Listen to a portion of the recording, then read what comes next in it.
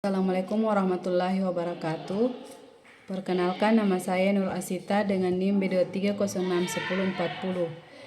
Saya mahasiswa S1 Kebidanan Universitas Megabuana Palopo. Video ini saya buat untuk memenuhi tugas mata kuliah Evidence Based dalam praktik kebidanan. Dalam hal ini saya membawakan judul Lotus Birth oleh dosen pengampu Ibu Susianti SST MKEP. Apa itu Lotus Birth? Lotus Birth adalah suatu metode asuhan pada bayi baru lahir di mana tali pusat bayi tidak dipotong. Setelah bayi lahir, tali pusat akan melekat pada bayi dan plasenta dibiarkan saja tanpa dijepit atau dipotong. Tali pusat kemudian akan kering sendiri dan akhirnya lepas secara alami dari umbilikus. Pelepasan tersebut umumnya terjadi 3-10 hari setelah bayi lahir. Tali pusat dan plasenta merupakan satu unit dan satu kesatuan. Langkah-langkah dalam melakukan proses Lotus Birth.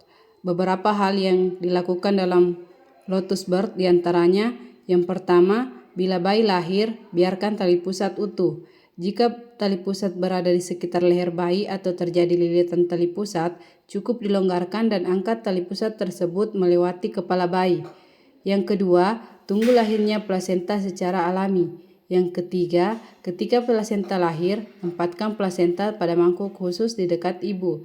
Yang keempat, tunggu transfusi penuh darah secara alami dari pusat ke bayi sebelum menangani plasenta.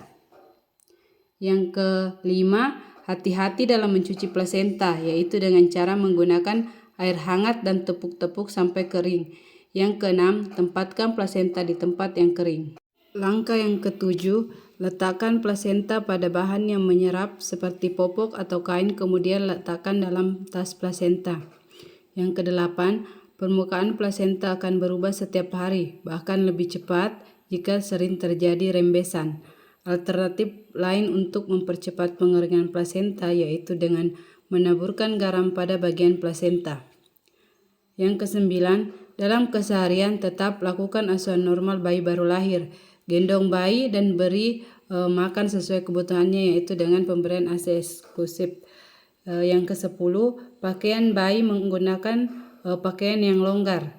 Yang ke-11, bayi dapat dimandikan seperti biasa, biarkan plasenta bersamanya. Yang ke-12, meminimalisir pergerakan bayi, khususnya pada bagian daerah di dekat tali pusat. Manfaat atau keuntungan dilakukannya Lotus Birth. Yang pertama, tali pusat dibiarkan terus berdenyut sehingga memungkinkan terjadinya perpanjangan aliran darah ibu ke janin. Yang kedua, oksigen vital yang melalui tali pusat dapat sampai ke bayi sebelum bayi benar-benar dapat mulai bernapas sendiri. Yang ketiga, Lotus Birth juga memungkinkan bayi cepat untuk menangis segera setelah lahir. Yang keempat, bayi tetap berada di dekat ibu setelah kelahiran sehingga memungkinkan terjadinya waktu yang lebih lama untuk bonding attachment. Yang kelima, rata-rata waktu yang dibutuhkan untuk terlepasnya tali pusat bila tali pusat dipotong segera setelah lahir adalah 8-9 hari. Ketika berhenti berdenyut, 6-7 hari, dan jika dibiarkan secara alami, 3-4 hari. Kemudian yang keenam, Dr. Sarah Buckley mengatakan bayi akan menerima tambahan 50-100 ml darah yang dikenal sebagai transfusi plasenta. Darah transfusi ini mengandung zat besi, sel darah merah, keping darah, dan bahan gizi lain yang akan bermanfaat bagi bayi sampai 1 tahun pertama kehidupannya. Kelemahan Lotus Birth. Yang pertama, tidak bisa diterapkan pada seluruh kebudayaan. Yang kedua, membutuhkan fasilitas kesehatan yang memadai. Yang ketiga, membutuhkan tenaga kesehatan yang berpengalaman. Yang keempat, membutuhkan banyak petugas kesehatan.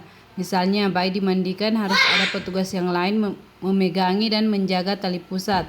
Yang kelima, memerlukan perawatan ekstra pada plasenta agar tidak membusuk dan berbau tidak sedap. Itulah tadi video tentang Lotus Birth. Atas perhatiannya saya ucapkan terima kasih. Wassalamualaikum warahmatullahi wabarakatuh.